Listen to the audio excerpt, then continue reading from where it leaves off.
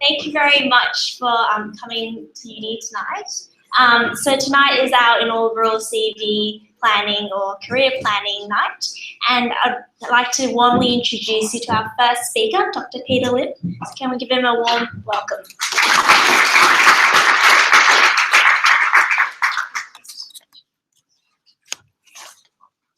All right. Good evening, everyone, and I'd like to extend a thank you to UNSW UNSW for inviting me to speak.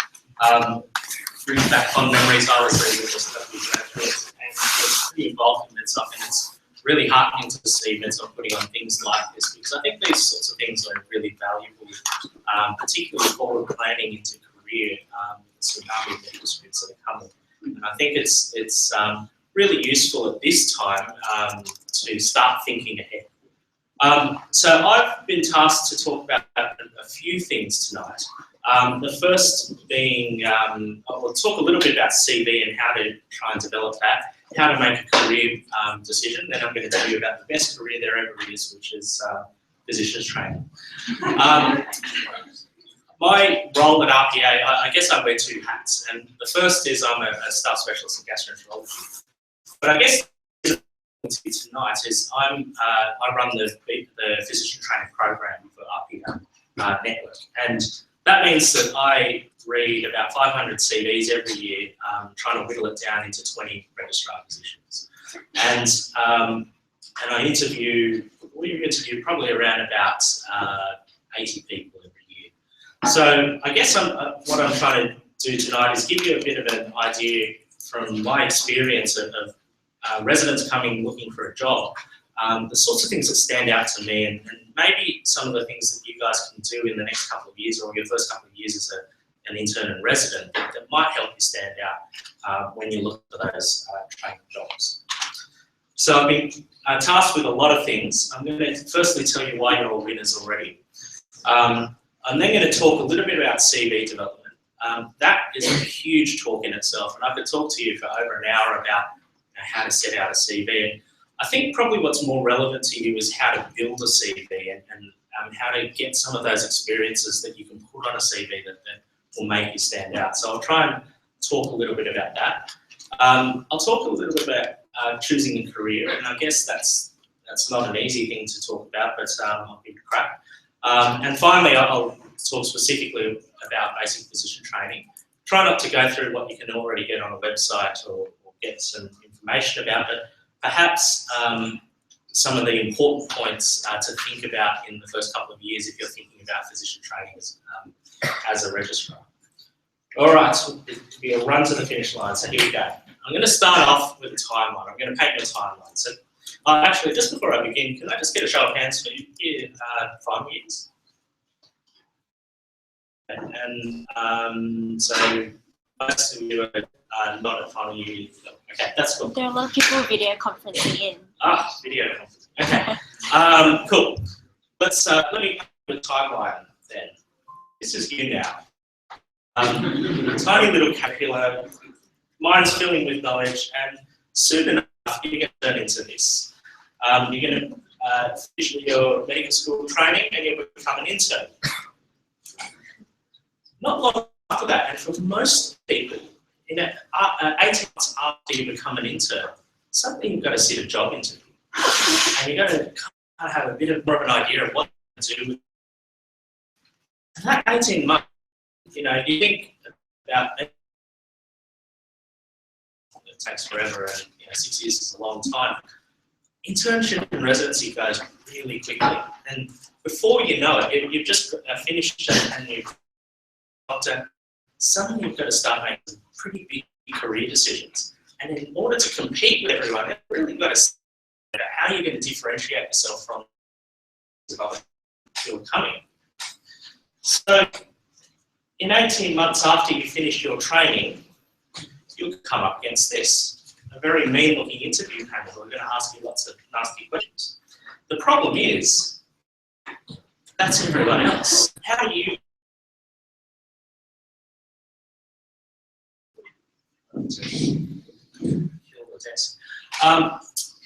I say this not to scare you, and I don't really want to scare you off and make you really worried about it. I I want to flip it around a little bit, and I want you guys to think a little bit more aspirationally. You're all winners because you're here. You get points for turning up, just like the GCS. You're a winner because you're interested enough and you're thinking ahead enough to be here tonight and to start to think the first couple of years of your career are going to be and how you're going to get ahead of other people. So that happy little character in the sunnies, that's you. And you're looking very damn pleased with yourself. And so you should be. I'd like you to think about the first couple of years rather than having to jump through all these extra hoops to get yourself a job. I want you to start thinking about it a little bit differently. Think about it as an opportunity, and I think it really is an opportunity. You've got 18 months really where you don't really have exams to study for. You don't have too many big responsibilities in the hospital system. It's actually a chance for you to learn quite a lot and develop a lot of skills which are going to put you in good stead, not only for that job interview that's looming, but also for the rest of your career. If you think that internship and residency goes quickly, your registrar years fly by. I can still remember being an intern like it was yesterday. And it goes really quickly, and suddenly you're out there on your own and you're expected to function at a pretty high level. And if you don't soak up and learn as much as you can and develop those skills along the way, you're going to be lost at the other end. So really what we want to be is well-rounded doctors, and that's hopefully what I can inspire you guys to do tonight. We're going to flip it around a little bit now and talk about, I suppose, what I look for when I'm hiring. So physician training at RPA is, I suppose, quite a popular choice at the moment. We have quite a good training program and fairly good pass rates, and so all the trainees want to come to us, and we get 500 applications a year. At the end of it, I only have about 25 jobs per year to give out. And so what is it about trainees that makes me want to hire them? Why do I pick out certain trainees and knock back others? I suppose it's not really a difficult thing to answer. I first and foremost want trainees to be nice. So I want people who are nice people, who are easy to work with. I've got to supervise and mentor someone for 2 years. I don't want people with the wrong attitude who are going to be really negative, who are not going to, who are really hard to work with and create problems all the time. So first and foremost, I want nice people.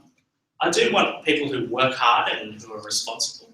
I suppose at the end of it, we're sending these registrars to the different departments, and they're going to be handed quite a significant amount of responsibility by each of the departments.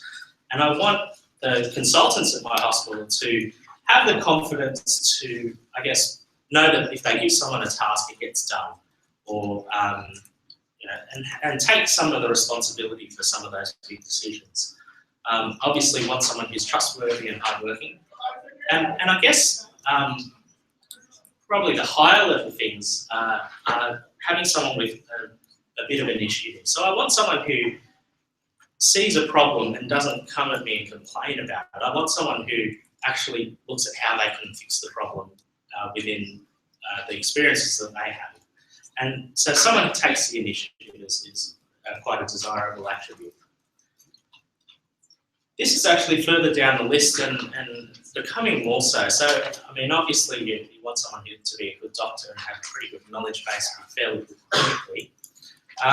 But that's sort of lower down on my list, and I think that is so because, we're entering a training program. I expect that there are going to be some areas that you don't know stuff about and we're going to train.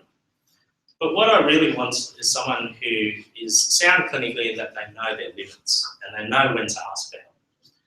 And I guess the last thing is, something that's a bit harder to define, something that's a bit of an X factor.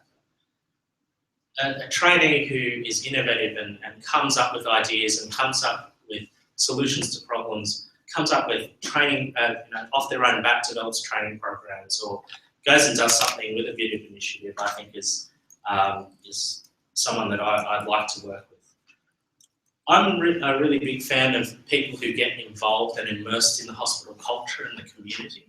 and whether that's being involved in hospital committees or even on a social level. At RPA we have this great tradition of beer and pizza on Friday night, and I like when registrars come down and have a chat to their colleagues, have a chat to junior and senior colleagues, have a chat to the surgical colleagues, because it means that they're kind of ingraining themselves in the community. So these are the sorts of things that I look for. How do you show me that? I guess past behaviour I've found is the best predictor of future behaviour. So I want someone who has a bit of a track record of doing those sorts of things. And you've got to remember, and I don't know how much of a sense you have of this now, but medicine is a really, really, really small world. And consultants, even within the hospital, talk to each other about trainees, about junior staff. Consultants across hospitals, because we all know people that we went to uni with, or from some conference or whatever, doing some research with, and we talk to each other about our registrars, about our residents. So you have to often your reputation can precede you a little bit. So you've got to make sure that you create a reasonably good impression throughout your time as a junior doctor, as an intern resident. Of course, when you're applying for a job, you'll have to provide some referees, and we take the reports of the referees about you quite seriously, because that's one of the areas where we get a really good feel of what someone's like to work with. And we all talk to each other. So medicine is really small, and it's important to kind of show that you do these things rather than just put it on a CV. So I do think that you need to think about that a little bit, and the image that you portray as a junior doctor. Not only, so you've got to be good at your current job to get the next job, but it also is shown by you actively developing your CV, and you can show some of these traits through some of the activities. So I'm going to talk a bit about CV, and like I said, I think it's a much bigger talk than we sort of have time for. And to be honest, it's going to be about until you get your have to put a final CV together. It's about midway through your RMO 1 year. Of course, in New South Wales, we allocate on that interns on that preference system, so you don't have to apply for the intern job.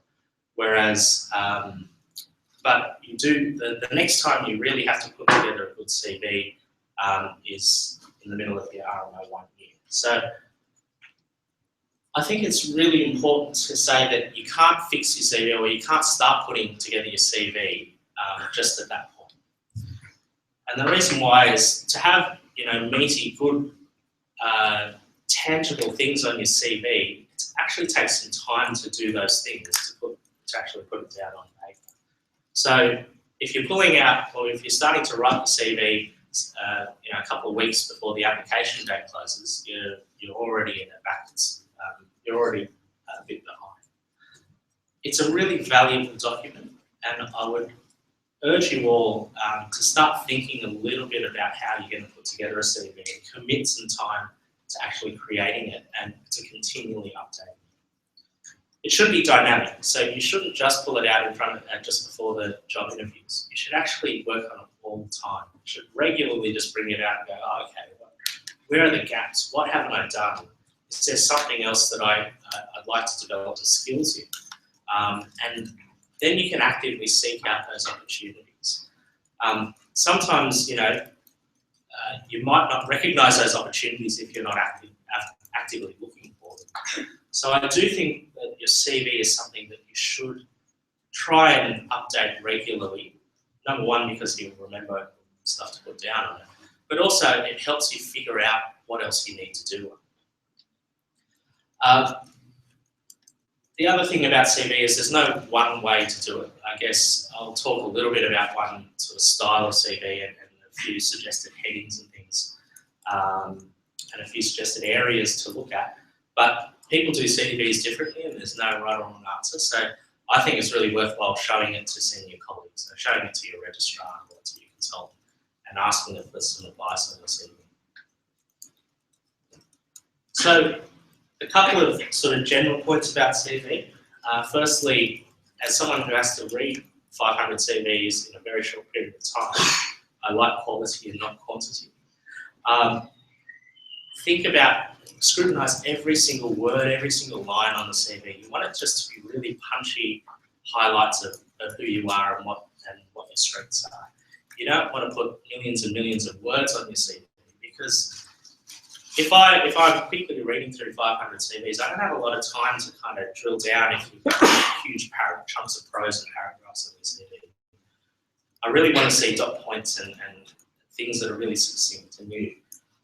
You get a better sense of someone in doing that. So everything that you put on your CV needs to be relevant, and it needs to be relevant to the job that you're applying for. Some people will apply for different jobs, and you'll have to go through different processes for that and update and supply a CV to each of them. But I would urge you to make sure that when you write a CV, make it specific to a particular job. Try and simplify everything. I think the simpler CVs I see are the best.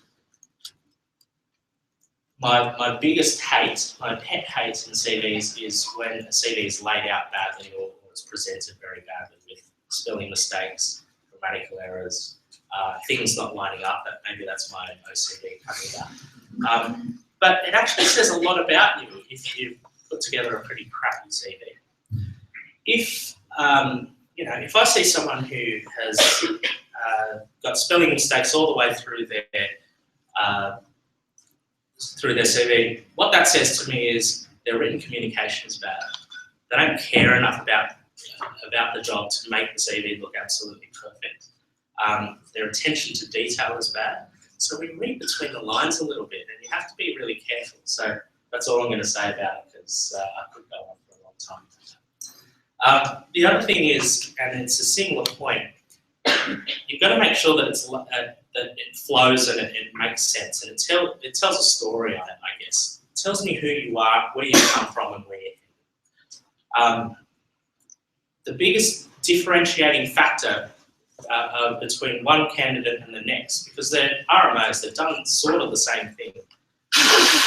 Your personality is really the biggest thing that differentiates you from someone else. And trying to focus on what makes you unique, what makes you interesting, I think is really valuable in making yourself stand out from everyone else. In other words, show us the universe that you've created. Tell me where and what universe you want to create and where you're headed in the longer term. I won't go into too much detail. This is, I guess, a suggested outline for a CV. And I suppose, like I said, there are a number of different ways that you can actually set out a CV and different headings that you can use. But this is sort of I guess when we talk to registrars and we talk to residents who are applying to us, these are the sorts of things that we suggest to them we are looking for. The first couple of things, personal details, obviously. A career statement, I think, is useful if you know where you're going, or if you know you want to be a left anterior descending cardiologist, and then you've got 17 papers on the left anterior descending coronary artery, then that kind of makes sense to me. So a career statement's useful in that situation. If you still have no idea what you're going to do, what you want to do, just saying I want to be a good doctor and hug everyone and be nice to all my patients, it doesn't help me differentiate you from someone else. Then, of course, you're applying for a job, you've got to show you qualify for the job. And appointments is, I guess, your experience of what jobs have you had in the past. So, RMO 1 and intern. I guess the meat of the CV, there are a few big boxes to tick, and I thought I'd spend a little bit of time going through these big boxes and perhaps talking to you about what sort of opportunities you can find in the first 18 months of your career in those areas to try and boost your CV and to try and build them. And those, of course, they're pretty obvious things, so research, teaching, leadership committees, quality improvements, and professional development. Then, of course, at the end, you've got things like extracurricular activities and referees and those sort of fall towards the end. So I won't go through all of them, but I think I'll talk a little bit about the big boxes. And the idea, I guess, by the end of your training, you should have ticks in a lot of these boxes, because these are the sorts of things when we're looking for consultants or when people are applying to private hospitals and things, these are the sorts of things that people want. So first of all, research. I mean, it's a no-brainer. Public hospitals like people who do research. We don't expect Nobel Prizes from residents. We don't want you to have done X number of randomized controlled trials by the time you get to us. You need to think about what's achievable in that 18 months and not take on things that you're not going to finish or are just too big. Because I guess when I see unfinished work on a CV, particularly around research, I think about a couple of things. I think, is this someone who doesn't finish what they start? Is this someone who lacks the insight to know what is achievable and what's not? So again, we're reading between the lines a little bit and trying to figure out what that means. So when you put stuff like that down on the CV, think about what it's saying about you. I think the reason why research is really useful and why we like to see it on a CV is because many training programs and physicians training is definitely one of these. In advanced physician training, so after you finish your basic training, when you pick your specialty and you're a registrar in that specialty, most departments, well, the college actually says that you must do some research. So you have to complete a research project in your advanced training. And not only that, a lot of departments in hospitals around Sydney expect their advanced trainees to complete a project every year, submit the data or submit an abstract to one of the national conferences or the international conferences and potentially go and present their work at these conferences. So because research is becoming a big component of a lot of training programs, it's actually useful, I guess, for yourself, for your own development and getting ready for that, to have some experience or some exposure to that as a JMO, just to see what it's like. And again, you don't have to do a really big project, but if you were working with an advanced trainee on their research project, you can kind of see what they're doing and how they go about it, and what sort of scope of their project is, how big it is, or how small it is, and what's achievable. So I think it's really useful to your own development as well as it looks great on your CV. The other thing about research is it's a really great way to network with people. So you often get to work pretty closely with consultants and registrars, and they might be people that you're going to for a job later on down the line. So they are often very appreciative of you doing some data entry and stuff that they don't want to do. Gets your name on the paper and gets you in with this person that they know that you're someone who works hard, who can get things done, and it's a great opportunity for you to, I guess, network with these people. Some of the things that our, I guess, residents who come looking for jobs have on their CVs. I think case reports are a really great way to, I think a pretty easy way to sort of start. Often you'll see some really interesting and great cases in your day-to-day work, and occasionally the consultants say, oh, that would make a great case report, and nothing gets done about it. But if you're regularly reviewing your CV and going, right, I need some research stuff on that. I need some stuff in that research box on my CV. You might say, okay, well, I looked after this patient. It's going to be pretty easy to write up this. And you can work with the registrar and consultant and potentially publish a great case. Like I said, advanced training projects are really good. And the reason why they're really good to get involved in as an intern or a resident is they're not too big. They've got a deadline. So most advanced trainees have to submit it for a conference, and there's a deadline that they have to put that work in by. So things have to happen, and you're not going to get onto a project that's never going to happen every day. Often it's really easy stuff. They usually go through databases and look at correlations between X and Y, and sometimes that just means you sitting in front of an Excel spreadsheet, plugging in data. Bit of a boring thing, but you sort of just get a bit of a flavour of what sorts of things, what sorts of projects some of the registrars get involved in. And at the end of the day, if you do some work towards it, you often get your name on the poster or the paper or the presentation that they're doing. Nowadays, you guys all do these ILPs and some research throughout your university degree, and I often think that it's a bit of a waste sometimes that you guys do this and then it just sits there and nothing ever happens on it. And sometimes there are some projects that can come out of the work that you've already done. So it's a way of capitalising on things that that I guess don't take too much extra effort. That you've already done the hard yards that maybe you can turn into something further on.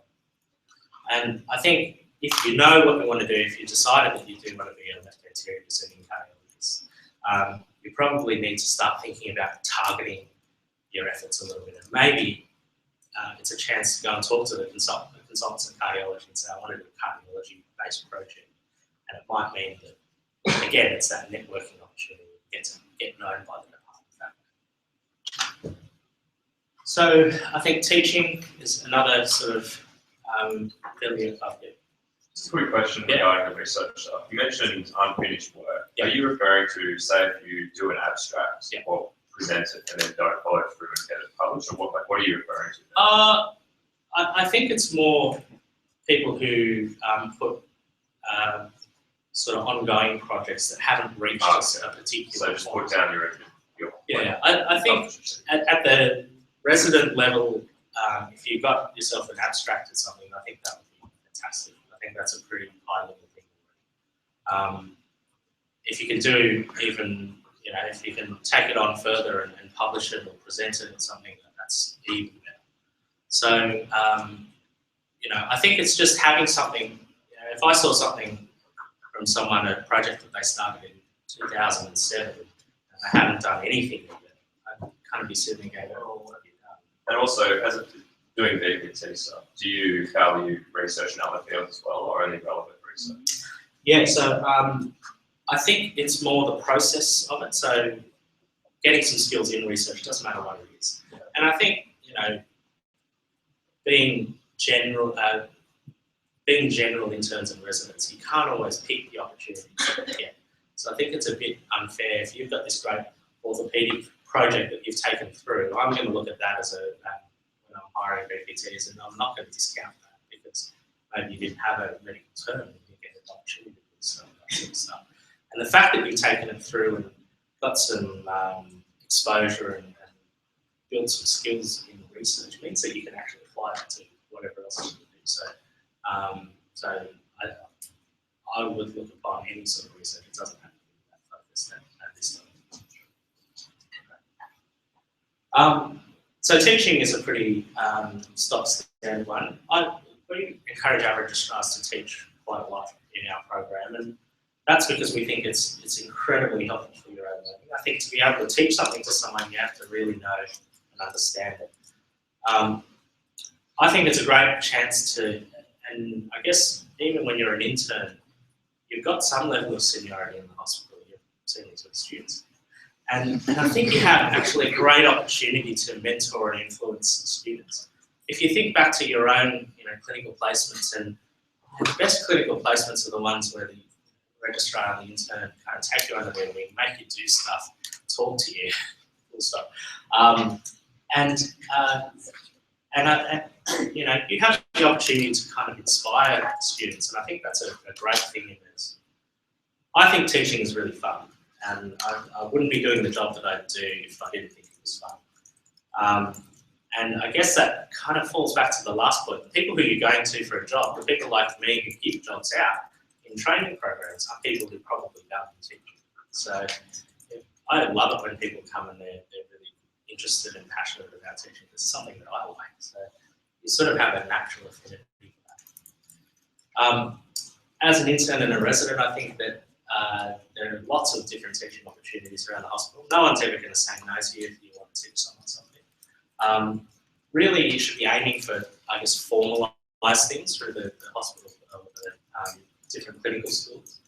And if you do enough formal activities or formal teaching with clinical schools, they often, you can even apply for a conjoint position, so you can get an associate lecturer or a clinical lecturer title at the university, which is actually quite a nice thing to have on your CV. Mentoring, I think, is forgotten sometimes, and mentoring is a bit of a teaching activity. Often the hospitals will have formal mentoring processes, so they'll have interns mentoring students, or residents mentoring interns, or registrars mentoring residents. So I think that's a form of teaching that is often overlooked. There are lots of, there's been a rising popularity of courses in teaching and ways to develop your own teaching skills. There's one, I guess the most publicised one around is the course called Teaching on the Run, and when you're intern and resident, you can often apply to sit that course. And I guess it helps to develop some of your teaching skills. The best things I've seen on CVs are people who have seen a need for some sort of teaching and have set up a teaching program. And that, I think, takes a little bit of initiative. It's a little bit of that X factor that I kind of like to see job applicants. Quality improvements is another one of those big boxes, and I think at a junior level we don't think about this very much, but at a senior level it's a really important skill set for clinicians and for consultants around the hospital.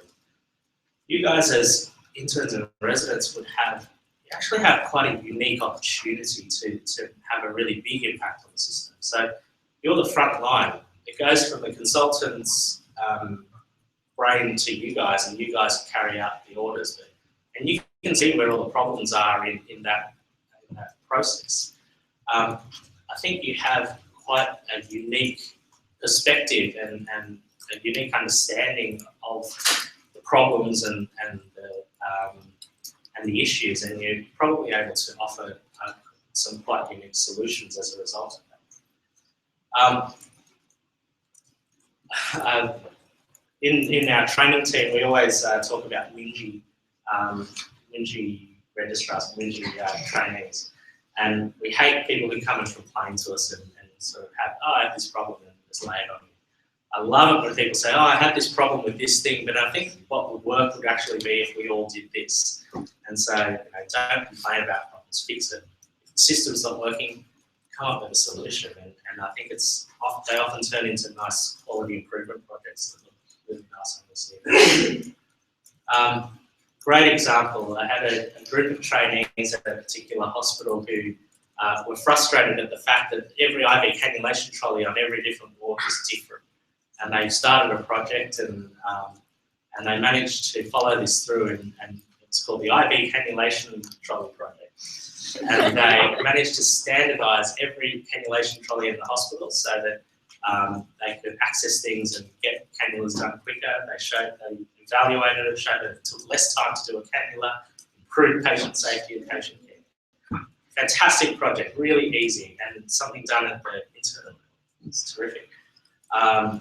There are all sorts of examples of that. And again, opioid conversion. There was another resident who had noticed that there were a lot of errors related to converting oral opioids to subcut or IV to oral, and came up with a conversion belt card that sat on your ID tag and reduced the number of mistakes. And that came from I think it was a resident. So there are lots of different things that you guys as junior doctors, you think, oh, that'd be a great idea and that'd help my day. It would probably help everyone else's day. And sometimes that turns into a nice thing to add quality and safety to your patient's care. And then, of course, there are other, I guess, formal structures in the hospital. So root cause analyses of critical incidents and things like that you can do some training for. Again, I think you guys as junior doctors have a critical role in as frontline staff of providing input on a number of different issues. And I think I love when trainees are involved in the hospital, and it shows that they're interested and passionate about medicine and the places in which they work. Committees are always looking for junior doctors to help out and give some opinions, give some advice about whether the things that they want to implement are actually workable in the front line. And again, a lot of high-level people sit on these committees, so it's a network opportunity. The last thing I'll talk about, I guess, is professional development. And these are sort of not formal qualifications, but they're things, experiences, courses, workshops, things that I guess help contribute to your ultimate goal. So to give you an example, people who are applying for basic physician training, they often help out with the RACP clinical exam, and they act as bulldogs or examination assistants. And they, so the job of the bulldog is actually just to take the candidate from one room to the next room, carry their bag, carry their water, mop their brow. But it's a chance for them, for the bulldog or the resident to kind of get a glimpse of what the exam's like and to get to see some of the cases, or the short cases being done. And while it's not, it's not really a qualification, or it's not a course or anything, but it's doing something that's contributing to their ultimate goal of being a physician. That's, I guess, an example of what some of that. So that's all I was going to talk about in terms of CV. There's a lot more, and I guess there's a much bigger talk, and I'm happy to sort of take specific questions about that. But does anyone have any burning questions? So those are things, well, some of those things are very specific to in 10 years. Is there anything that we could do now during as medical students? Yeah, look, that's a really good question. I think there's none of, all of those things are probably, you could still have some input as a medical student. I think some of the more clinical things would be a little bit more difficult. But certainly, if you had an,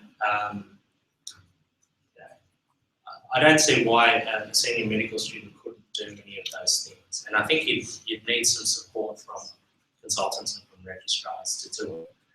But if you have an idea and if you see a need, if, for example, if there's something that's happening over and over, you're following an intern around and there's something that you see a problem the intern's having over and over again, and you think, oh, I have a solution for that. There's no reason why you couldn't bring it up. In fact, in the first instance with the intern, you could work together with them, get some senior support on board and do that. So I think, even though I've been sort of talking about it as junior doctors, I don't see any reason why I couldn't do some of these things as a medical student as well. As for specifics, must admit I hadn't really thought about that. But like I said, I think most of the things that junior doctors do, medical students do as well. Okay. Yeah. Just one more quick question. Yeah. So obviously you work at RPA. Yes. I think RPA, I guess, like long-term reputation of mostly hiring RPA guys, it's a bit different now. But what would you recommend if you're looking at candidates that are coming from other hospitals? So obviously, you probably don't really know them. They don't have much networking in that hospital. What would you recommend for people applying to other hospitals? No, that's a very good question. In fact, I would probably argue that our network of all the VPT networks tends to hire more externals than others. But it's hard, and I think a lot of the time it's to do with the fact that better the devil you know than the devil you don't. If you've got this sea of 500 residents coming at you for a job, and you've got one from RPA and one from somewhere else, and they both look similar, and one's not standing out more than the other, you kind of have this natural inclination to go for the person you know a little bit better because you've seen them, and you've heard that they're okay on the wards, and you kind of give them a job. But I think the rules still apply. So I think, first of all, you have to be good at your job. So you have to work hard and, I guess, build your own reputation a little bit at whichever hospital you're at. Because we talk, I have my spies everywhere. We have advanced trainees who are working in other hospitals, and if they, if someone from Prince of Wales applies to RPA and I think they're pretty good, I'll ask the person who's the advanced trainee who was my ex-BPT, this person any good? And I'll say, yeah, you've been hired. So I think, your reputation goes a long way, and medicine is really small. I'll talk to other consultants at that place. Their referees will be applying reports. So those sorts of things help you stack up. There's another thing that I haven't talked specifically about, and I guess it's a little bit further away, and that's why I haven't spoken about it. When you get to your resident year, applying for a substitute job particularly, and some of the other specialties will talk. And I don't know whether it happens as much in other specialties, but certainly there's a thing called a pre-interview or a pre-interview. You go and have a chat to people. We find it better than the interview. It's more predictive than the interview.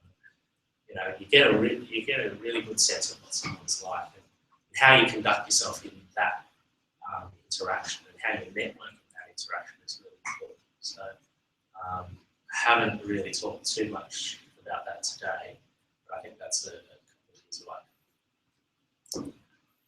Yeah. Are there any initiatives that wouldn't necessarily be on our CV, but that would make us good doctors for our patients, like better doctors for our future patients? Such as like are there any experiences or opportunities that we could have that wouldn't necessarily be on our CV? Yeah. Or just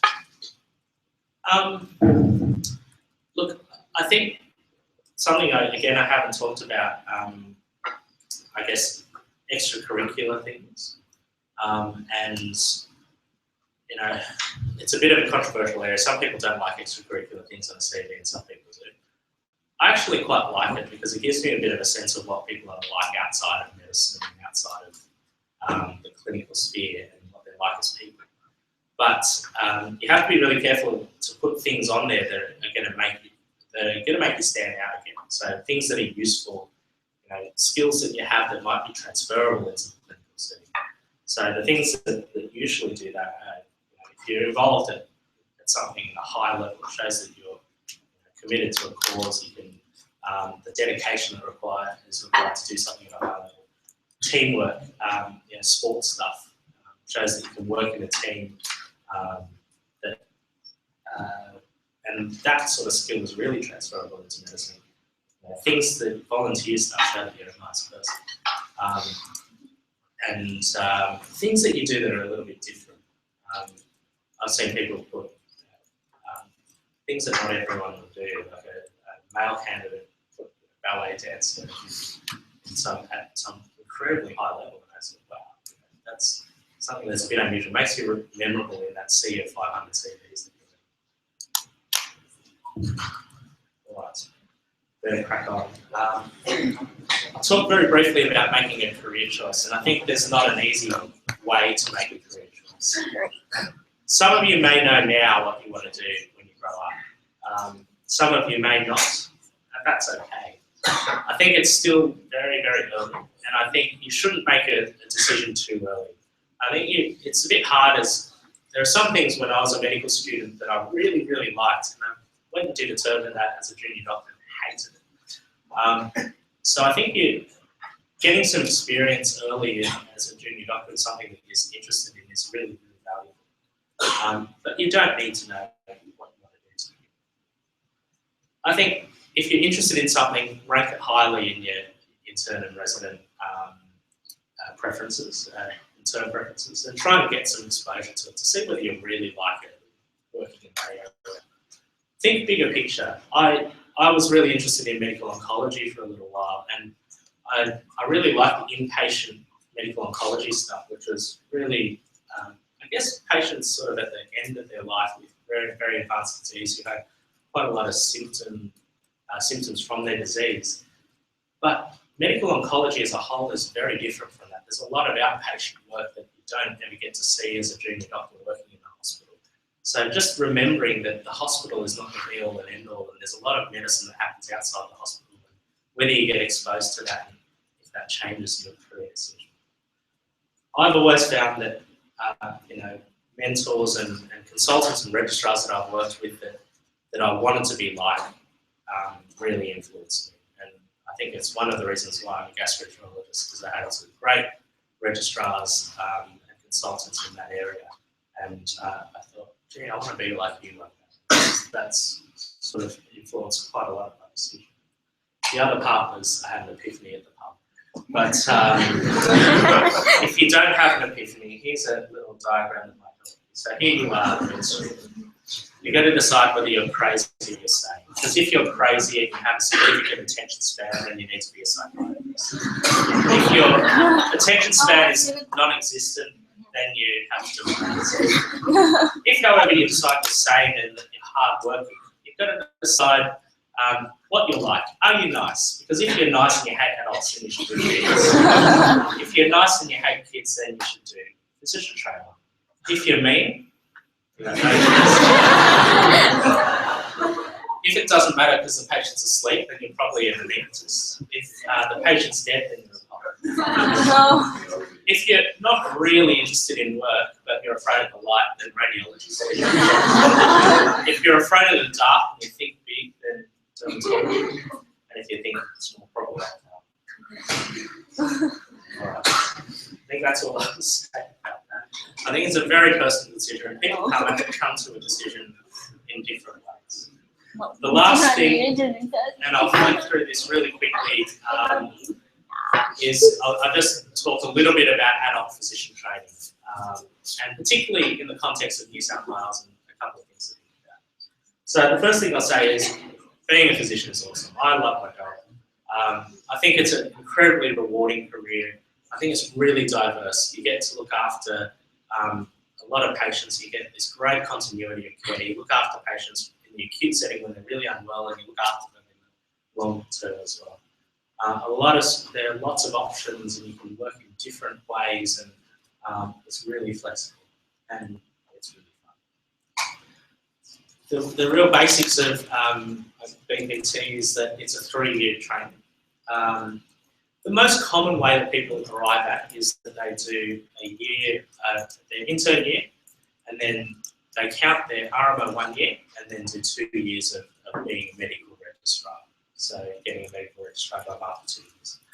That's the most common pathway, but you can do it in other ways. So, you know, if you're not too sure at the RMO 1 stage and you want to do another year and do an SRMO year, or you do something else, you can always come back. Most people do 2 years of registrar job and count those 2 years, and they count 1 year of something else. And the college is reasonably flexible about what you can count. What they're no longer flexible about is when you can start to count it. So you used to be able to do your intern year, get about halfway through your resident year and go, oh, actually, I really want to be a med reg. And then you could sign up with the college then, retrospectively accredit the last 6 months that you have just done, and the 6 months that you've got to go to your RMI 1 year, and then accredit the next 2 years. You can't do that anymore. So they've become really strict about it. You've got to make the decision and sign up first, and then start counting the time after that. So you do have to plan ahead a little bit. It can be really hard because you get one medical term maybe in your intern year, and on the back of that you've got to decide whether you want to be a physician or not. It can be really difficult, but unfortunately there's no, this is what the status quo is. The college are really strict about you not being able to retrospectively accredit in training. So you've got to sign up, and you can only start counting time towards your training if you sign up and then prospectively count. So that's the first really big training. Adult physician training in New South Wales, there are 11 different training networks, and each of the networks has a mixture of metropolitan and rural sites. And I guess you can go on to the HETI website and look at what the different networks are. But to give you an example, in the RPA network, which is where I work, we have RPA. We also have 2 city sites in Balmain and Bankstown. We have 2 rural sites in Devon and Bathurst, and we have a remote medicine site in Alice Springs. So you do 12 months of your training at RPA around the time of the exam and all the training's there, and then the rest of the time, the other 12 months of your med-reg job, you're actually out rotating through the other hospitals. In terms of the exam, there are 2 exams, and they're sort of towards the end of your training. There's a written exam. It's a multiple choice exam. You need to have completed 2 years of training, and then you can sit it. There's about a 70% pass rate. It's much better than the clinical exam. You've probably seen armies of med-reggers charging around the hospital with their briefcases.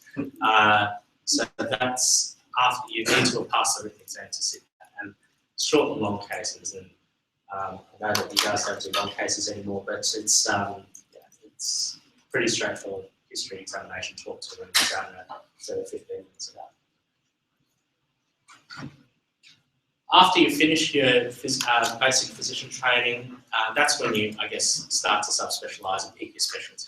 I'll come back to dual training in a moment, but so after you've completed the clinical exam, you then apply directly to a department or for a job in cardiology or gastro or haematology. It's a 3-year training program, so you do 2 clinical years, and then 1 year you could do another clinical year, or it's really an elective year, so you can do research, you can start your PhD, you can do another clinical year, you can go overseas.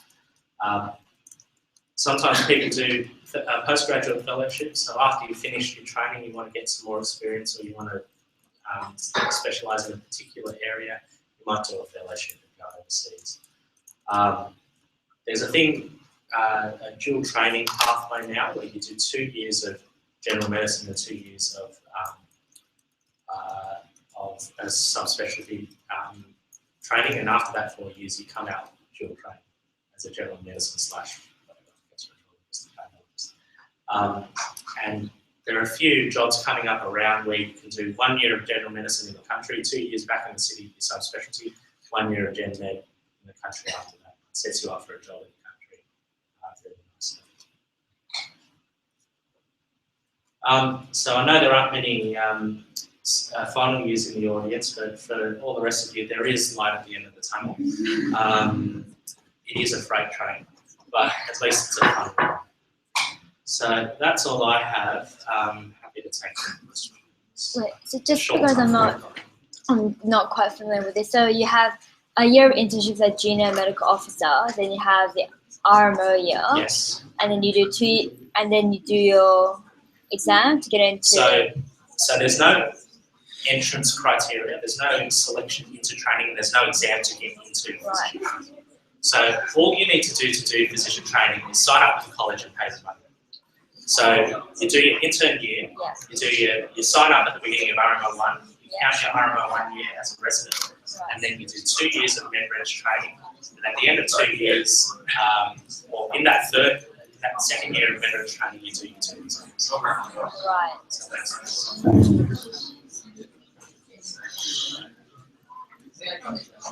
yeah. It's about like how we compare to these. Yeah. So you mentioned like pretty common to start doing when you're doing your AT.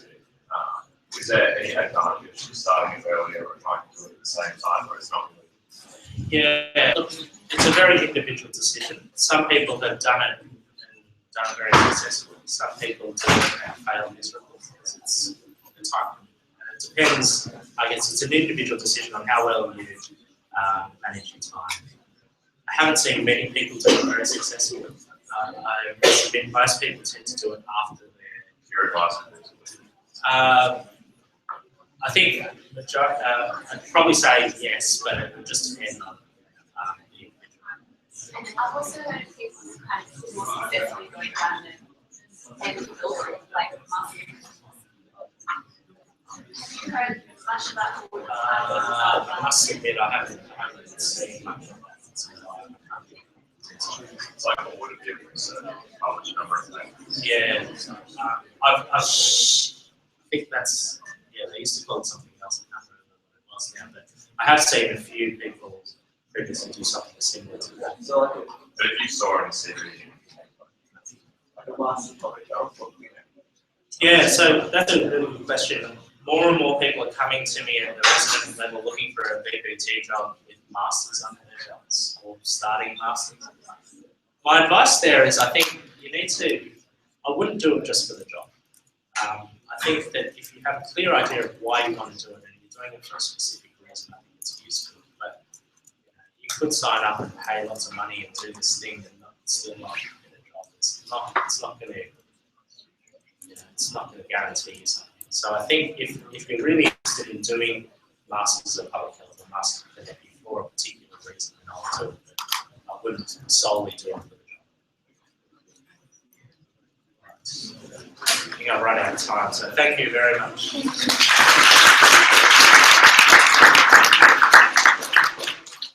so much for coming to us. So our next speaker is Dr. Gordon Flynn.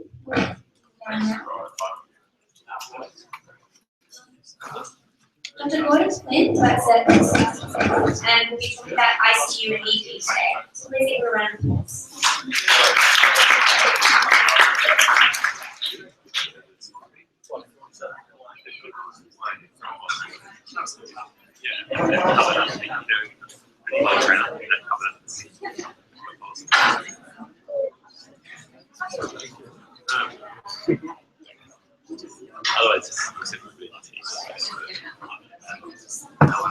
Hi. So my name's Gordon Flynn. I'll let those of you on leave. I was asked to talk to you a little bit about the interview process. The CV's been very, very well covered. What you can do for your CV, and I echo some of those points. I think it'd be more useful for you to be able to ask questions. If you do ask me a question, I will repeat it because it's quite hard to hear what's been said for the rest of the people who are in here as well. My background, I trained as a physician, then I trained as an anaesthetist, then I trained as an intensivist, then I trained as an anaesthetist again, and now I'm an intensivist and an anaesthetist. Wow, there you go. It took me 11 years to train postgraduately. So, you know, at the end of the day, you don't have to rush. Everybody will panic you into doing these, and I have lots of residents and interns. I work both in Orange as well as working here at Prince of Wales. I also work in Canberra, and I work in Townsville, and I have lots of very worried young people who are very good coming up to me saying, oh my God, what am I going to do? I don't have research, I don't have this, I don't have the other. I can honestly tell you, I've been interviewing and shortlisting registrars for intensive care training now for the last 5 years. And I do all the shortlisting and all the interviewing. And I have for the last 2 years done all the shortlisting and interviewing for the Senior Resident Medical Officer Programme here at Prince of Wales, which encompasses ED, anaesthesia and care.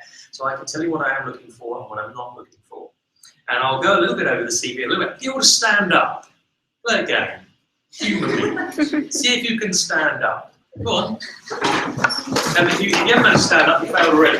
All right? So let's look at the selection process. Now, there's probably about 85 people left. This is how many CVs they handed me after the filter process for SRMO. Again, sit down if you haven't gone to a good medical school. Sit down if you haven't written your CV in English. Sit down if you're going to put some effort into your CV, maybe spend 3 or 4 hours writing it and make sure that it's got correct punctuation, grammar, and the rest. You are. So if you, sorry, sit down, stay standing if you are going to put the effort into sit down. Well, I almost got it, at least some of you are paying attention. And sit down if you can't speak English. Sit down if you're keen and enthusiastic. Sorry. All right, stay standing if you've got a moderate interest in teaching that you could expand. You're interested in teaching.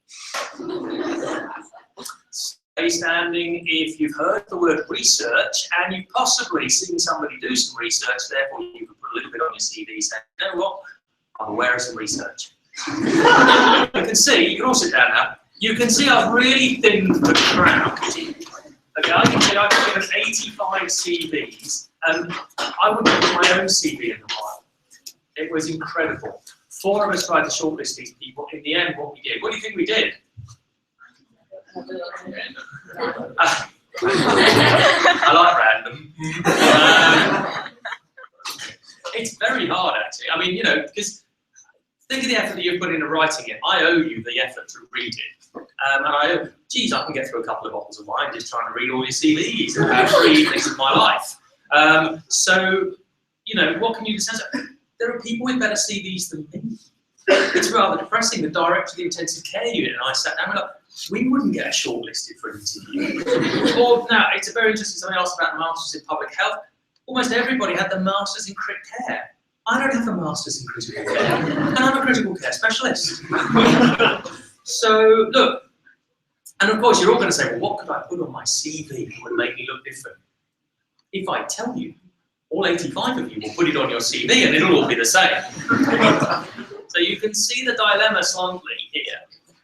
Look, you're all good people and you're all worrying about things. There are jobs out there. You can't all get, there are 6 SRMO positions and 85 candidates. So you can see, you know, look, the maths don't work favourably. We actually interviewed about 50 people to give them a fair crack. I would normally interview at a ratio of 3 to 1. because anything else generally just destroys my will to live. Okay? So I spent 2 days of my life this year interviewing. I spent 4 days of my life interviewing last year. We actually only asked 3 questions. That freaked people out. I can tell you, there were 4 of us on the panel. We asked 3 questions. People went, "What is that it? What do I do?" So you have to be prepared. What will set you up as a good doctor? I get through about 30 residents a year on the intensive care unit. Okay? We actually photograph you all if you come work in our ICU, because we're all getting a little bit of dementia and we can't remember. And then what happens is somebody writes back to us 2 years later and says, "Can I have a reference?" So we're like, "Who the heck is that?" Okay? And then we get the photo and go, "Oh yeah, them, they were great. We really liked them. They were brilliant." Okay? So we actually photograph them so you can remember who you are in retrospect. Being memorable. How do you become memorable as a junior doctor or as a good medical student? Well, you really are memorable because you're keen and you're enthusiastic. You stay a little bit later, you work a little bit hard. I'm not suggesting you bring cakes and apples and stay for 3 hours when there's nothing to do. Just, can I go home now, Dr. Flynn, it's 9 o'clock, well, you haven't been doing anything for 3 hours, we've gone 3 hours ago. But having enthusiasm and a keenness for the job will stand you in good credit. Knowing the job you're applying for, one person a couple of years ago got have we been videoed? Yes. Excellent. All right. Well, I'm going to say it anyway. One person got their CV thrown in the bin because they wrote a beautiful cover letter. Dear Dr. Flynn, I'm so looking forward to working in the world famous intensive care unit. I can't wait to start with the RPA.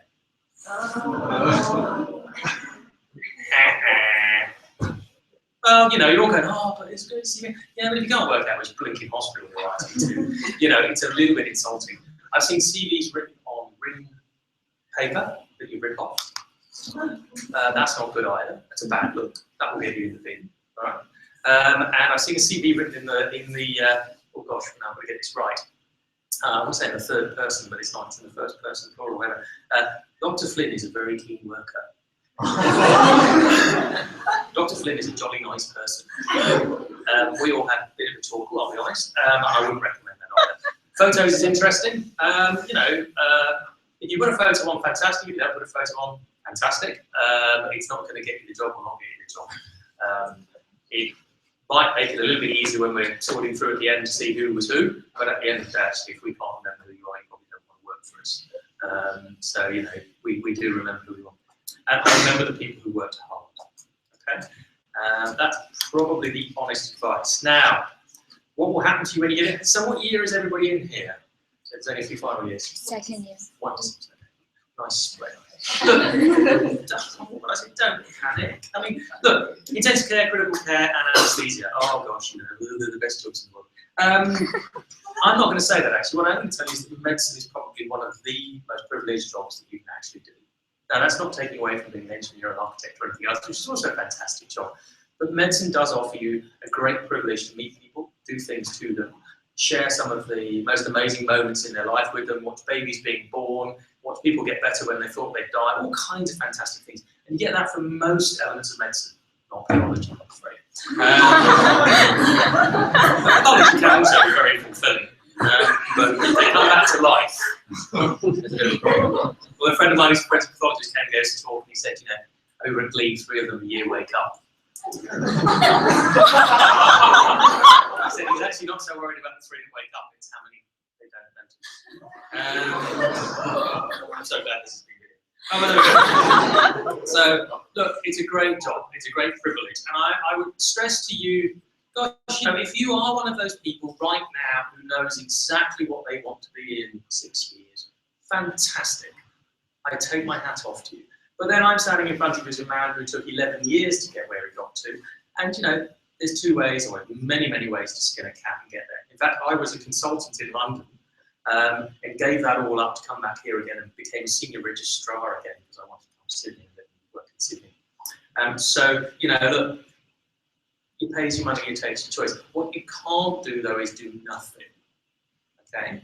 And people ask me about that. So if you work in the same place for years and years and years and you're not adding anything to your CV, it begins to look stagnant. Okay? So you need to be adding value all the time. People love to use that phrase, adding value. But if I can see a gap, 5 years in your CV where all you did was locum, or you dropped out of medicine and there's no explanation, I will ask you about that. Okay? And I can't give you tips on sports and things. Although I have to say, one piece of advice I would give you is if you are going to put interests or activities outside of medicine, I always say to the residents when they're writing their CVs and applying for jobs, please do not put walking, eating and reading as 3 words. That describes me getting out of bed, going downstairs, having breakfast and reading the paper, and there's nothing remotely interesting about it. So I consider you stupid immediately. Now, don't get me wrong, you can put reading, French poetry from the late 17th century, you can put eating, especially exotic foods that I like to prepare, and you can put walking if you happen to walk to Machu Picchu or do something interesting. Okay? But you can't write down 3 of the most boring daily activities under the paragraph heading interesting and then think that I won't think you're a bit daft. Okay? What are you going to get asked in your interviews? Do you want to know a little bit about interviews? Well, you're going to sit in front of a panel of people. I am stunned at the number of people who seem to be surprised that they will be confronted by consultants and bosses. We're not out to eat you. We'd actually like to employ you. At the end of the day, I need a certain number of bodies on the shop floor, so I'm not trying to fail you. It's not like an exam, although in the exam we are trying to pass you as well. But I have no desire for you not to come up with standard at all. So I'm on your side. Okay? People are surprised that I will dress smartly.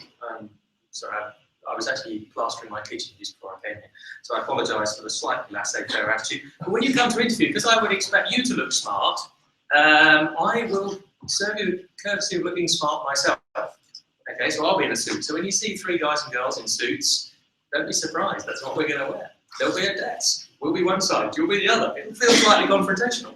Okay, but chill. Okay, if you need to, practice. Try not to forget your name. Don't wear the suit the day before you wear it to interviews. Same goes for exams or anything else. You look as though you don't know where to find anything. It's sorry for the ladies here. It's really very amusing. You drop your purse, everything falls out of it. It's just a complete nightmare for being into. Guys sit down, their trousers ripped. You need to wear something you're familiar with wearing and you feel comfortable in. There's nothing worse than somebody sitting there like that because they're allergic to doing all of this. Think about the questions that you're going to get asked. I'm not going to prep you, but it ain't rocket science, is it? I mean, you're going to get asked your name. I'm amazed how many people score with that one. You're going to get asked why you want the job. Have an imaginative and interesting answer. Or any answer. No answer is bad. Why do you want it? And I love it when people come up with things that aren't true. Why do you want a job? I visited your website. I think working with critical care, I'm so impressed by it. We don't have a website. I've been trying to build a website for 3 years and none of my colleagues will let me. So I don't know which website they've been on, but it's highly unlikely it's mine. So try not to get caught out in things like that. We will ask you, or almost anybody will ask you why you want the job. Okay, so be prepared and have thought of something. Why do you want to work for us particularly? I love it. People say, well, it's near the beach. My auntie lives down the road. I'm trying to get in from the west because the commute's a bit of a pain. These are not endearing things. This is geography. And if you've been on Google Maps and you've seen the Prince of Wales is close to Fiji Beach, fantastic, I admire you. That is not what you say in the interview. Okay? It's a little bit like you don't discuss leave, pay, hours. Okay, you should have researched all those things without involving the bosses. Okay, be expected to ask a question about your CV sometimes. Please take us through your CV and show us the highlights and the lowlights. Be expected to talk about the future. Where do you see yourself in 2, 3, 5, 10, 20 years, whatever. You should have a life plan. Who has a life plan? Hey, good on you. And good on you for, so it's the 2 of you. And I admire the fact you also have arms that work. Life plan, make arms work. You should have a life plan. It's quite useful. It can, even if it's just a sketchy thing you chat with your mates down the pub. But you should have some idea of where you see yourself in 5 years and 10 years in the life. Okay, it's very, very good for just checking you're staying on track and you haven't got yourself in a rut. Okay. You will be asked, where do you see yourself? What do you want to do? How is this going to help you? What can you bring to us? This is always going, oh, nothing. What will you get out of us? Nothing either. Didn't think you might ask that question. You might get asked a clinical scenario. You might not. You generally get asked something a little bit awkward. You walk into work one day and Dr. Finn's drinking a bottle of scotch, and he's nearly at the bottom of it. and he's obviously inebriated. And then he says, I'm gonna just intubate all the patients. What do you do? Okay, so you've got to come up with a smart, intelligent answer to something like that. So you're going to get a kind of dilemma question. You have a disagreement with a colleague. What do? Get out the boxing gloves, go 5 rounds in the middle of the emergency department. You know, be prepared for that kind of thing.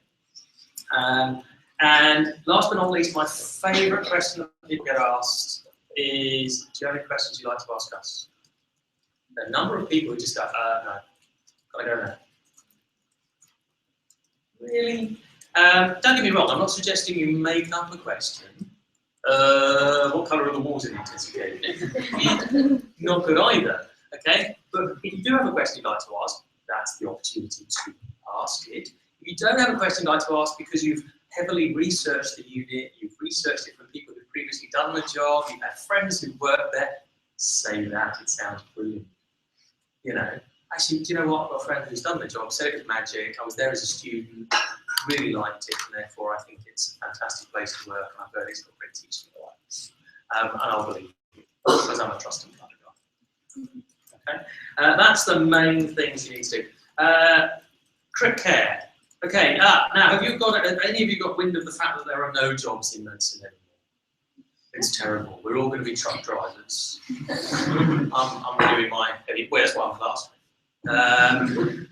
Depressingly, actually, before I went to med school, I took a year out and I worked as an electrician in the UK. And it took me 6 years post-graduation to earn nearly as much money as I earned as an electrician. What am I doing? But that's another story. For another day. You're all better paid over here. There are jobs. Not everybody can be professor of gastroenterology at RPA.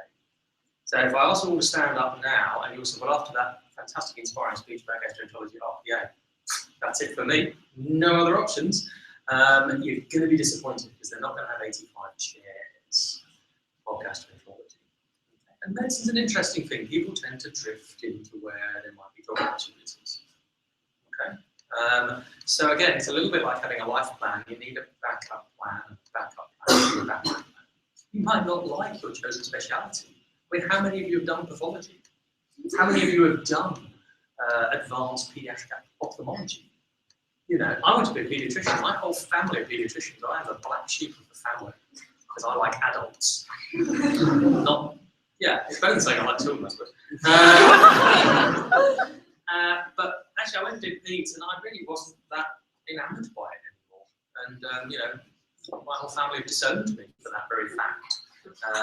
My sister's a very high-flying paediatrician in the UK, and my uncle's a paediatrician, so they're all like, don't want to do paediatrics. So you may have a preconceived idea of what you want to be, and it may not suit you, or your life may change. You may get married. I offered to give up my job to support my wife through her surgical training when we had kids. As it happened, she decided that surgery wasn't for her anymore, so she moved into general practice. So, you know, life comes along, and that's part of your life plan is, like they say, you know, any plan's great until it is combat with the enemy. So it all changes at that point. So things will change in your life as well. So, you know, plan your career, plan where you'd like to be, plan where you might be if that doesn't work out for you. There are jobs in medicine. Any of you Canadian? Excellent. Are there shy Canadians whose arms don't work? Okay, because I did a horrible thing. We did a similar thing in the UK. We've been trained from overseas. They sort of said, well, we're not necessarily going to find you an intern post, which I think is awful. Okay, but the rest of you will get jobs. Like I say, you can't all get a job in the one speciality. I think back to the year after we'd all qualified as doctors, 14 of us went on holiday. Only 2 of us are doing what we said we would do 20 years later. Oh, they're all doctors. Sorry, don't wish to depress you. They're all alive, they're all very happy. But I can remember sitting around having a few drinks and things, and everybody said, well, I'm going to do this, I'm going to do that, I'm going to do this. And only 2 of us are actually doing the things that we said we'd have done to. The rest of them have all gone on to bigger and better things than they'd anticipated. So, you know, build that into your career because it will change. Crit care at the moment, well, everybody's panicking about crit care and saying there aren't any jobs. Look, I'm not sure that just because you want to do crit care or any other speciality for that means that if you do the training program, you should get a job in your chosen place just because you can. It's not like buying a Commodore. It's supposed to attract the best people to the best jobs. If you think about it, for everything else, there's a competitive edge. ED will get a bit more like that. At the moment, ED has a shortage of doctors, so ED is a good place to go.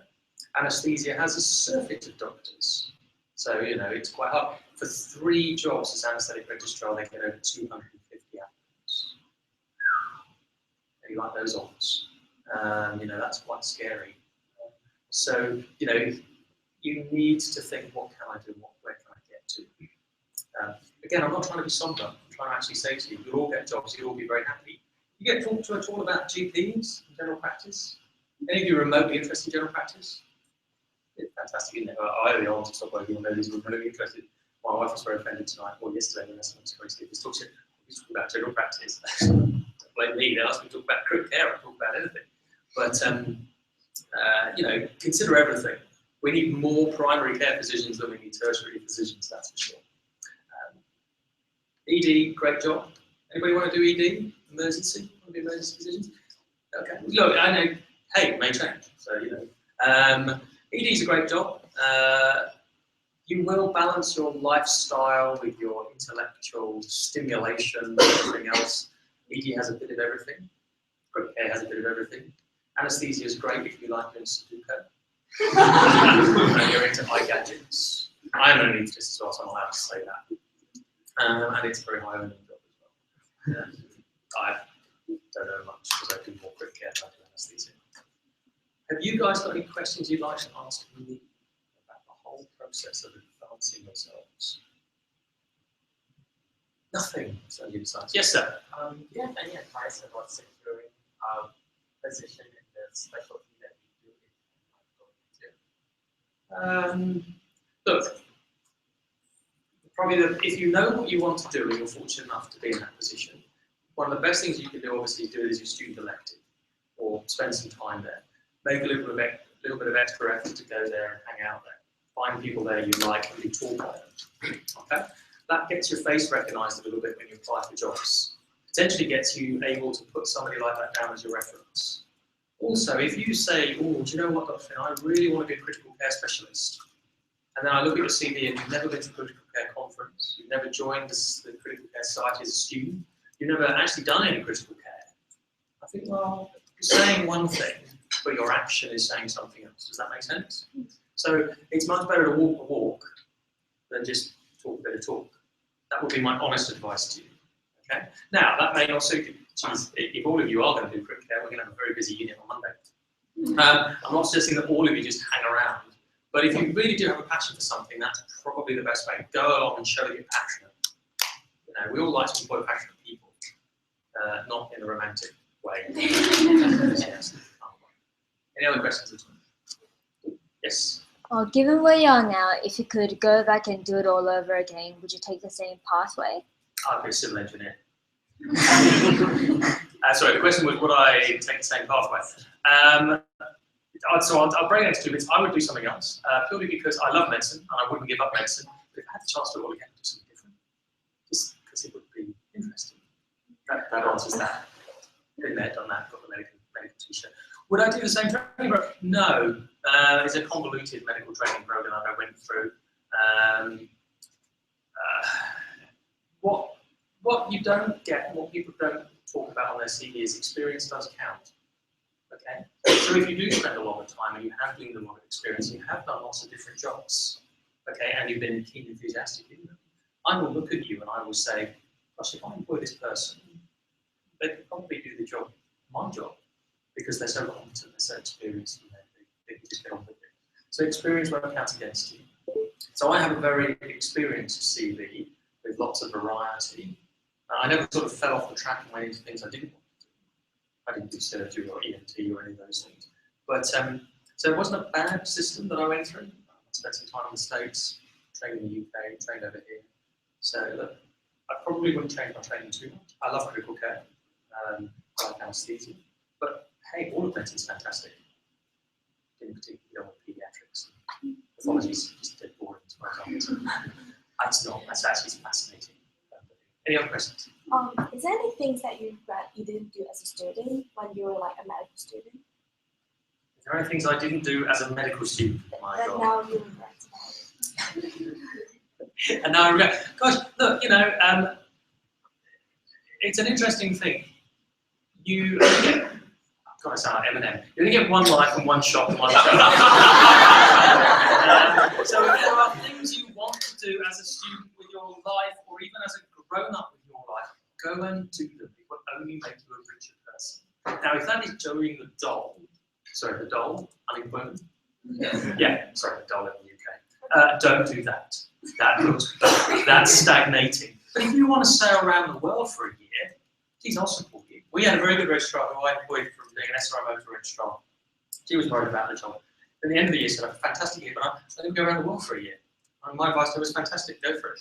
Go around the world for a year. And she still writes to me, I'm still her reference, because I think it's a great thing she did. And I think her life will be the richer for it. I think her patience will be the better for it. So I suppose if I had anything, I would say, yes, if you have desires and dreams, do them. Because the other thing you must be very careful of is resenting your career for ruining your life. That will make you a worse doctor and person in the long run. So if there is something you want to do, go do it. This is just on that. Say if you don't get straight into your training program, or you don't get that SRMO job that you want, what would you recommend as your backup plan? So you don't have that stagnating. Oh, you just need any decent job. Okay. And then in that job, if you decide not to take a year out, although and there are points in your career when it can be quite tricky to take a year out. I'll be honest, I speak from an idealistic point of view when I say take a year out. But if that's probably not the time when you're trying to break in, beginning of the training program, it's not a good time to go away for a year. If you can't get a job that you want, get a job that's very similar. Okay, and then throw yourself at it with your full enthusiasm, so that your referees and the people you work for want to phone up and say, geez, you missed out on this guy last time, but this time you can't miss him. Okay, or you skip the SRMO part of that and go straight to the registrar program. And in that year, if you really are enthusiastic about the job, you go to the conference, go to the society, talk to people who are doing it, show that you're interested. Many people have set up networks and societies and things you can go along. So that when you come to me, it's really interesting career. Oh, you know that? Oh, absolutely nothing. I was a general surgical SRMO for a year. Okay, well, it's done with cricket. How did you fill your year with cricket? Just did that job and 8 till 5, and I went home every night and got drunk and fell over. You can see what I'm saying? Do that. So with the crit care, you take an exam to get onto the program, the training? No. It's just everybody turns up the Masters of Cricket. I'm sorry, I've got one. You need an exam to get onto the training program. Very rarely. And look, I'm fortunate. I get someone else to write my CV, not in the second person plural. I get someone else to write my CV just because I find it very hard to sell myself. Okay, and I tend to undersell myself. So I actually get my mate who's a barrister. I can't speak English very well. So I actually get my mate who's a barrister to go through it. He generally sends it back and it's soaked in red. And he says, you're just not selling this, you need to write this. You can't lie on your CV, but you do need to sell yourself. That's what the document's about. Okay? But your CVs at your level will look remarkably similar. You are the top 1%. Some of you I recognise from faces from before I told you. You are by definition the top 1% of the intellectual population of your age group. So you already put yourself in a fairly high demand group. So to rise even in that, well, don't fret about it too much. Any other questions? Yes, sir. Can you just talk about the anesthetic and ICU training programs? Anesthetic and ICU training programs. Yeah. So again, they're 4-year training programs. You come in after an SRMO year. Okay. The anesthetic training program is exceedingly hard to get onto. If you can't get onto it straight away, you really need a full anesthetic consultant to talk to you. Well, I am a full anesthetic consultant. A supervisor training from anaesthesia talks about that. But look, you can do any job you like. Go do medicine or ED for 6 or 12 months. Increase your repertoire and then reapply. It's a hellishly competitive job to get on an anesthetic training program. Different training programs like different things. So some hospitals like to take people through their exams, although that's slightly changed now because you can't sit for exams until you're on a recognised training program. Okay, so you've got to be signed up, you've got to have done 3 months of anaesthetic before you can start studying at primary. But hey, look, you can participate, go to meetings, go to college, jump on the program. 4-year training program, 2 exams, entrance and exit exam. Entrance exams, by the way, guys, part ones, they're just what you do at medical school. They're just a complete painful slog and of very little clinical value at the time. They're a huge value to you later in your career, which is great sadness to you when you go, God, I wish I'd paid more attention and tried to remember all that stuff I learned from my primary. I've done 2 primaries and 3 part 2 exams.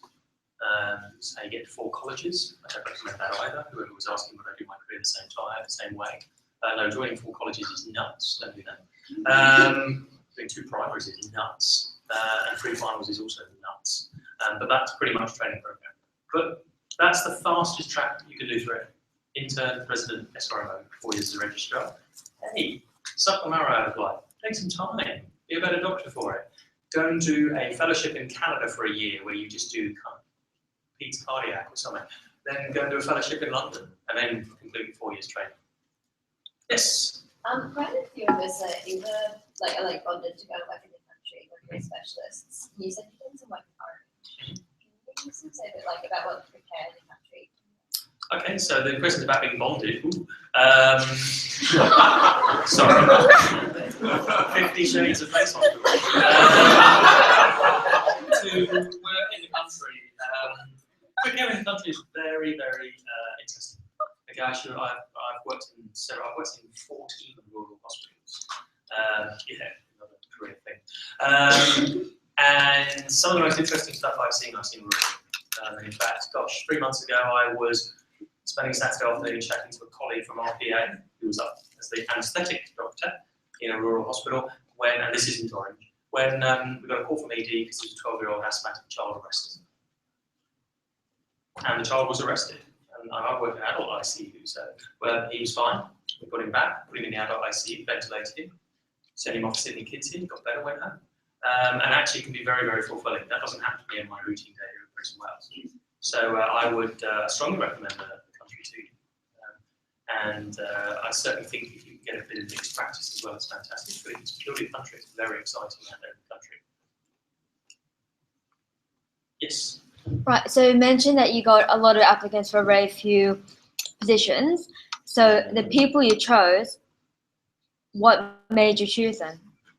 Good question. I like that. So why did we choose the people we chose? Okay. We ranked them. Human Resources really wanted us to rank our own people quite highly. I'll be honest with you, people who had already been residents of Prince of Wales.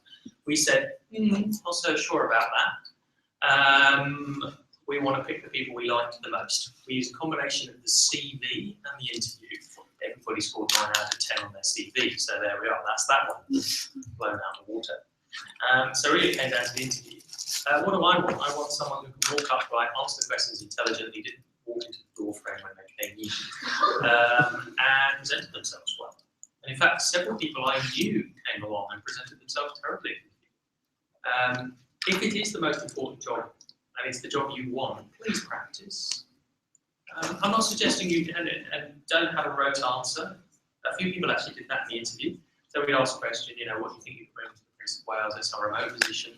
Well, when I was at RPO, that's not the question we asked you.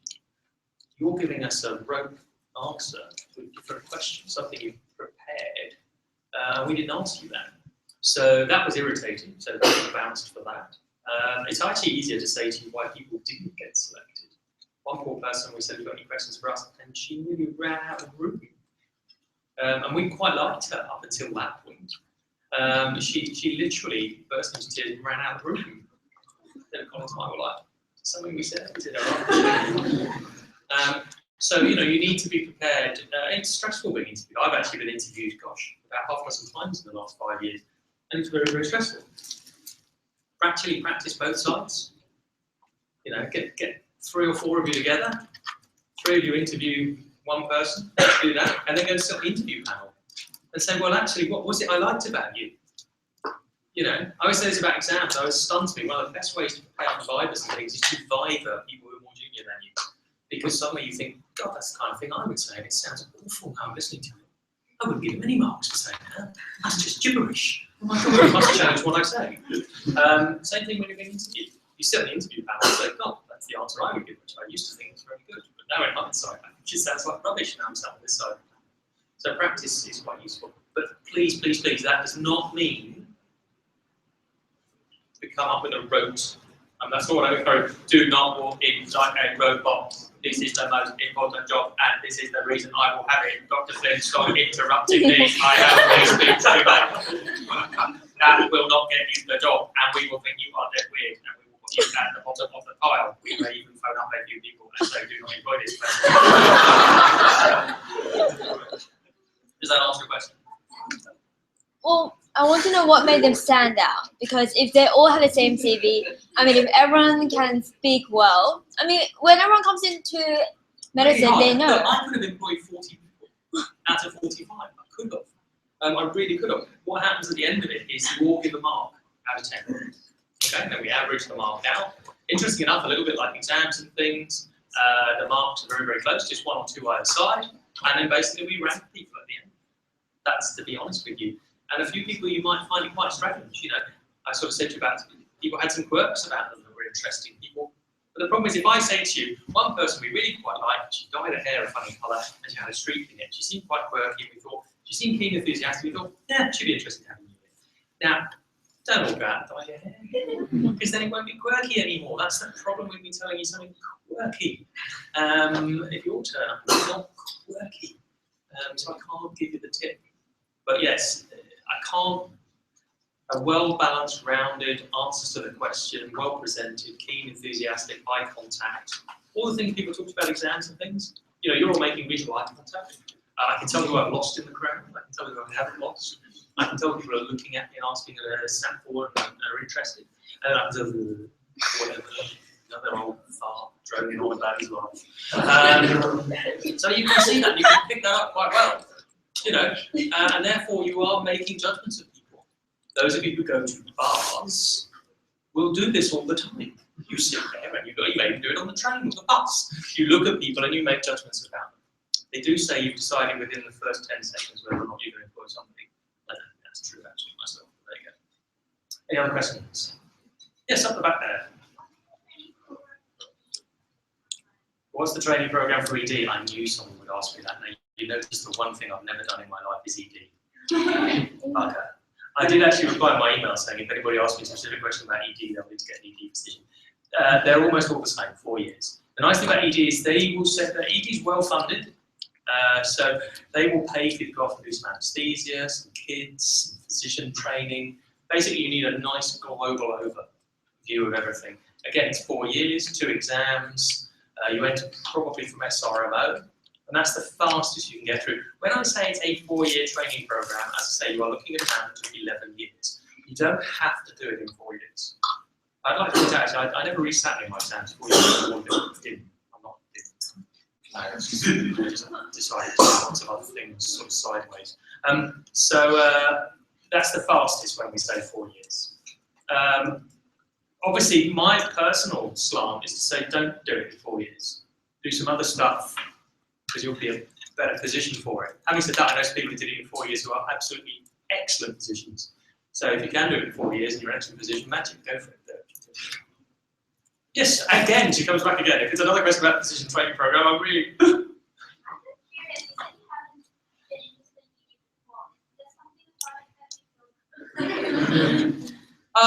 No, so ED in the UK is very different. For a start, we call it A&E. Not Ed. And as a physician trainee, I actually spent my first 2 years as a physician trainee seeing patients in emergency. GPs would ring me up, they'd send them up to ED, and I'd go down to emergency and see them. And I'd see 20 admissions a day, in a 24-hour period like that. So I spent an awful lot of time in ED. I think it's a great place, ED, actually. My wife takes the piss out of me because I managed to avoid ED as a 6-month job in the UK, which is fairly rare. I have to say, I didn't go out of my way to avoid it. I actually, those of you who know me, who might have seen me in the emergency department, I try to go down there and build bridges. I think some of the emergency physicians think I hang out there too much. But it's an exciting place, interesting, nice stuff happens. I struggle with minors. Not minors as in people that... minors as in minor injuries. Oh no! I just get useless. I'm a critical care physician. I mean, at the end of the day, I think everything needs to be ventilated and put on renal replacement therapy. So when I did my AMC exams, that's another joy. One of the scenarios was a young girl with some middle of the month pain in her abdomen.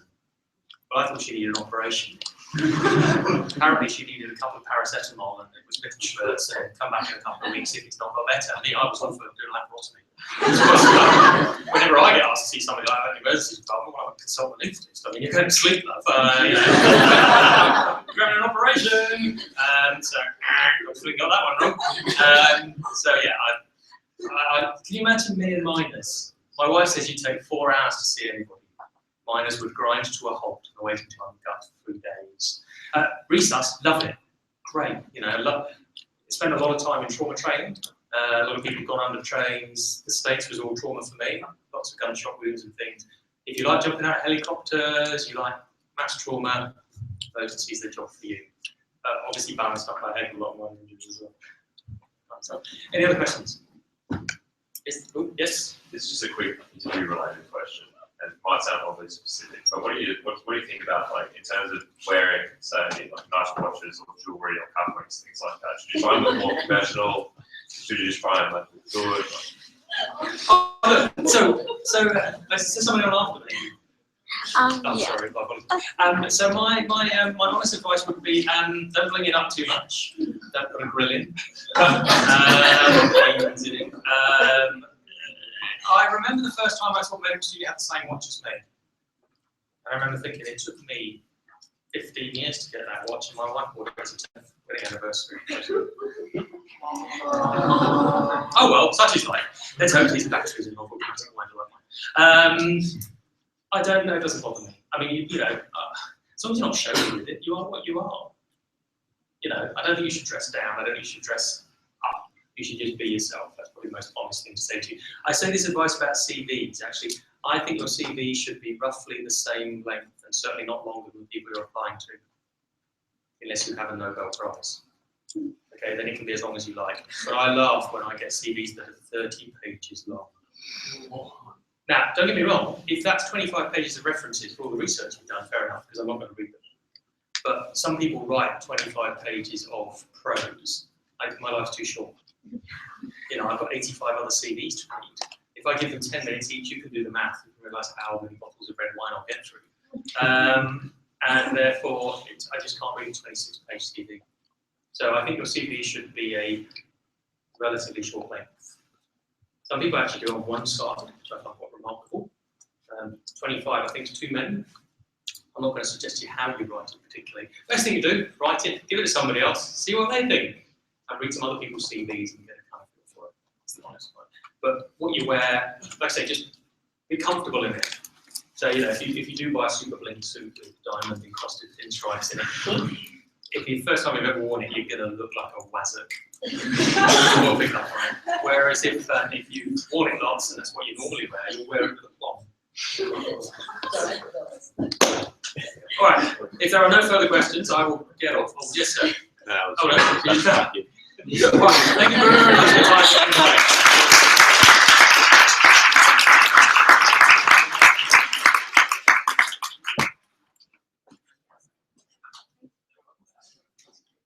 Thank you very much. Our last speaker for tonight is Dr. Who's the Lam. third speaker? She is the New South Wales Pediatric Physicians Training Network coordinator. So can we give her a warm round of applause?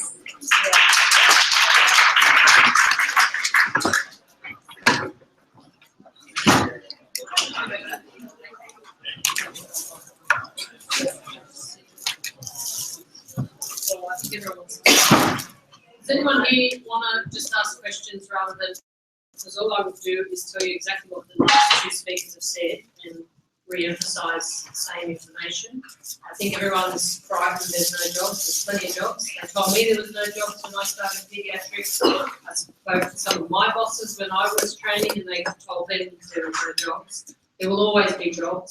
The issue is sometimes you have to accept you're not going to get the job that you dream of in the first place, and I certainly didn't start in